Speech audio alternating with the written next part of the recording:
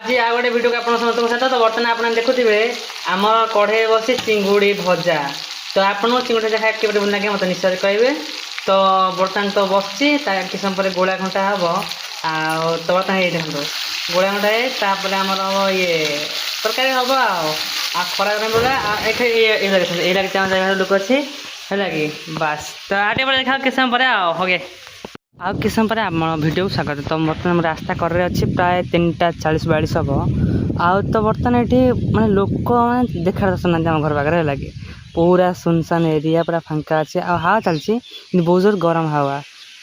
ଗରମ ହାୱା ଚାଲିଲେ ବି ଆମେ ଏଠି ଗଛ ଫଛ ଯେହେତୁ ଅଛି କିନ୍ତୁ ଶାନ୍ତି ଟିକେ ଥଣ୍ଡା ଥଣ୍ଡା ଲାଗୁଛି କିନ୍ତୁ ତାହେଲେ ଗରମ ହାୱା ଚାଲିଛି। ଆଉ ପ୍ରାୟ ଏବେ ବି 40-42 ଡିଗ୍ରୀ ପର୍ଯ୍ୟନ୍ତ ଗରମ ଅଛି। ମାନେ ଆପଣ ଖରା ଦେଖି ତ ଜାଣିପାରୁଥିବେ ହେଲା କି ଚାରି ପାଖରେ ଖରା ଦେଖି କିନ୍ତୁ ହାୱା ଚାଲିଛି ଗରମ ହାୱା।